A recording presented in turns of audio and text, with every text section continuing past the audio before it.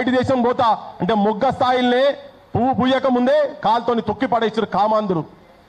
వాడు ఒక్కరితోని కాదు, తతంగాలు చాలా బయటకు వస్తున్నాయి. ఇవన్నీ జరుగుతుంటే ఇది ఒక పక్కకి జరుగుతుంటే గవర్నమెంట్ అసలు రేవంత్ రెడ్డి ఈయన ఏం ముఖ్యమంత్రి అసలు నిజంగా చెప్పాలంటే తెలంగాణలో ప్రెసిడెంట్ రూల్ పెట్టాల్సిన అవసరం ఉన్నది, వెంటనే బర్తరఫ్ చేయాలి గవర్నమెంట్ను. కానీ దరిద్రం ఏంటంటే అక్కడ ఉన్నది కూడా అట్టే పడైంది కదా, వాళ్ళు వస్తే మళ్ళీ గదే అవుతుంది కదా, రొంట జట రావన్న కథ అయ్యేటట్టున్నది, అటు అట్లే ఉన్నది ఇటు అట్లే ఉన్నది. సో ప్రజలకు ఇప్పుడు ఇంత జరుగుతుంటే కొంతమంది అంటే బీజేపీలో ఉన్నటువంటి వాళ్ళు కూడా చాలా మంది మదన పడుతున్నారు, అది వేరే విషయం. కొంతమంది ఇంత బహిరంగంగా నిస్సిగ్గుగా మాత్రం లజ్జ లేకుండా మానవత్వం లేకుండా ఆ మైనర్ బాలికను తన క్యారెక్టర్ అసాసిన్ చేసేటట్టుగా ఏవేవో మార్పుడు అవోటి ఇవోటి ఏవేవో బజాట్ల పట్టించేసి పంపుతా ఉన్నారు. అందుకే తెలంగాణ సమాజానికి దేశానికి మొత్తానికి అసలు ఏం జరుగుతున్నది తెలంగాణలో నిజంగా ఇప్పుడు ఆయన బెదిరించినట్టు ఆయన అన్నాడు. మరి ఇప్పుడు వాళ్ళు మానసికంగా డిప్రెషన్కి పోతుంటే మీరు డిప్రెషన్ కాదు ఆల్రెడీ చంపి పడేసారు, వీళ్ళని కుటుంబాన్ని నాశనం పట్టించేసారు. ఆఖరికి 50,000 రూపాయలకు అదేదో వచ్చి డిమాండ్ చేసిరు, 50,000 రూపాయలు కావాలని చెప్పని మేము పంపించినాము, 5 కోట్లు అంటున్నారు, ఓసారి 5 లక్షలు అంటున్నారు. ఇట్లా ముచ్చట పెట్టి జనానికి ఏంటంటే వీళ్ళు ఏదో పైసల గురించి పోయిన వాళ్ళు లెక్క 100 కోట్లు ఉన్నాయి వాళ్ళ దగ్గర. ఆ కుటుంబాన్ని తొక్కిపడేసి నాశనం చేసి మళ్ళా పక్కకు 2-3 అయ్యగారాసంటోళ్ళని ఏసాలు వేసిన వాళ్ళని పక్కకు నిలబెట్టుకొని ఎంత అద్భుతంగా మాట్లాడుతున్నాడంటే దేవునికి పెట్టినటువంటి సభల ఆయనే దుర్మార్గుడు, ఆయనే అధర్మం చేసి, ఆయనే అన్యాయం చేసి, ఆయనే మోసం చేసి, ఆయనే దగా చేసి తోకా చేసి ఆయన కొడుకు చేసిండు, ఈయన చేసిండు. బయటకు వచ్చి లాభ లక్ష్మణ జానకి జై బోలో హనుమానికి అని నినాదాలు ఇప్పిస్తున్నాడు. ఇది జనాలు అని తింటున్నాం. జై శ్రీరామ్ జై శ్రీరామ్ అని శ్రీరాముడు చెప్పినాడా నీకు ఈ పనులు చేయమని, చెత్త పనులు చేయమని చెప్పి, మర్యాద పురుషురామ్ ఇవన్నీ ముచ్చట్లు చెప్పి ఆయన చెప్పిండా? నీ ఆ సొంటలు అనుకుంటే ఆ శ్రీరామచంద్రుడు ఉండేది ఉంటే ఆ బాణం ఉండేది ఉంటే ఛాతికెళ్ళి గుండెలకెళ్ళి తీసి అవతల పడేస్తుండే. నిజంగానే కనుక రాముడు అంటాడు ఆ గవర్నమెంట్లో ఎవడన్నా ఉండేది ఉంటే ఇప్పటికైనా తీసుకోపోయి ఇంట్లో కాదు బొక్కల వరేయాలి. బండి సంజయ్ కూడా బొక్కల వరేయాలి, ఒక కొడుకుని కాదు. ఎందుకు బొక్కల వరేయాలంటే ఇంటర్నల్గా వాళ్ళ తల్లిదండ్రులను మైనర్ బాలిక తల్లిదండ్రిని బెదిరించడే కాక యావత్ సమాజాన్ని ఇలా మనందరినీ రాక్షసులట మనమందరం. వాడు అంటాడు, బండి సంజయ్ వాడు అంటాడు, రాక్షసులందరూ మన వెంబడి పడుతున్నానా, మా కుటుంబం వెంబడి పడుతున్నానా అని.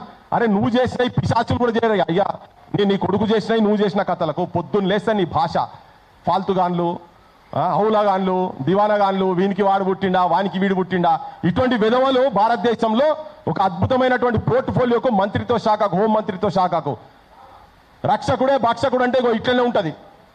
మరి ఆ పిల్లగాని మొత్తం తతంగాలు చూస్తే ఇంతకుముందు కూడా మనం చాలా చూసినాం, ఉదంతాలు చూసినాము. కాలేజీలో పొంట పోయి రూమ్లో పొంట పోయి అయ్యా మంత్రి అని చెప్పి మిస్యూజ్ చేసుకుంటా దెబ్బలు కొట్టుడు, ఇవాళ బయటకు వచ్చి ఏదైతే వార్నింగ్ ఇస్తుండో ఈ వేదిక మీదకి వెళ్ళి మనము వీళ్ళందరినీ పిలిచిన కొంతమంది వస్తూ ఉన్నారు, తొవ్వలు ఉన్నారు, కొంతమంది బీజేపీ ఆఫీస్ దగ్గర ఉన్నారు, కొంతమంది వేరే ప్రెస్ కాన్ఫరెన్స్లో ఉన్నారు, విమలక్క వీళ్ళందరూ కూడా వస్తున్నారు, సంధ్యక్క వాళ్ళందరూ కూడా వస్తున్నారు.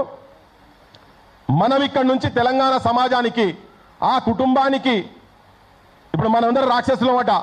మరి రాక్షస సైన్యము నిజంగా రాక్షస సైన్యమా? వాళ్ళు శ్రీరామచంద్రుడి వారసులా, మనం శ్రీరామచంద్రుడి వారసులమా?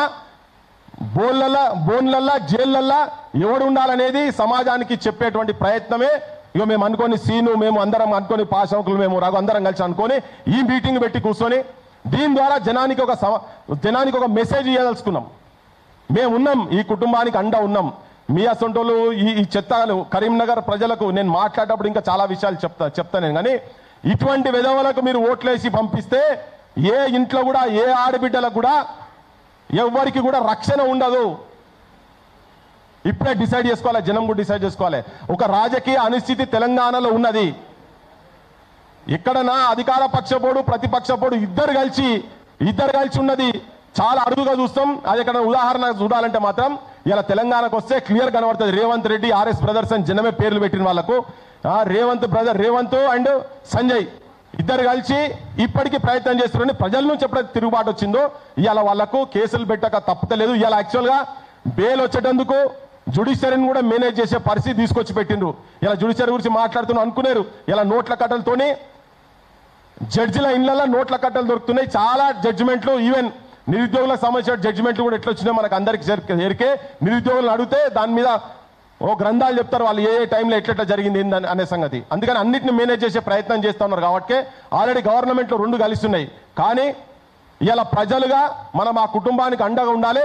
ఇటువంటి దుర్మార్గులను శ్రీరామచంద్రుని పేరు చెప్పుకొని ప్రజలను వాస్తవాలను నిజాల గురించి నిలబడేటువంటి వ్యక్తులను రాక్షసులను చెప్తున్నాడు కదా, అటువంటి వాళ్ళను ఈ పిశాచులు రాబందులు ఈ క్రూరులు ఈ మృగాలు బండి సజేసట ఒక మృగాన్ని సమాజానికి ఎట్లా మృగం అవుతాడో ఏందో అనేది కూడా ఇది అసలు వాస్తవాలు ఏంటి ఫ్యాక్ట్స్ ఏంటి వాళ్ళు ఎక్కడ మభ్య పెడుతున్నాడు ఎక్కడ కప్పిపుస్తున్నారు ఈ గుండాల భాష ఏంటిది ఈ సంపుడు భాష ఏంటిది ఈ అంతం చేస్తామనేటువంటి లాంగ్వేజ్ ఎక్కడికి వెళ్ళి వచ్చింది ఏ శ్రీరామచంద్రుడు ఎక్కడ చెప్పిండు మీరు ఏ గ్రంథాలలో ఉన్నాయి ఇవన్నీ హిందూ మత ముసుగులా మీరు చేస్తున్నటువంటి లంగ పనులు అసలైన హిందువులము ఈ భారతదేశ సంస్కృతిని సాంప్రదాయాలను ఆచారాలను కట్టుబాట్లను ఇక్కడన్ని కాపాడే నిజమైన హిందువులం ఇక్కడ కూర్చొని ఉన్నాం.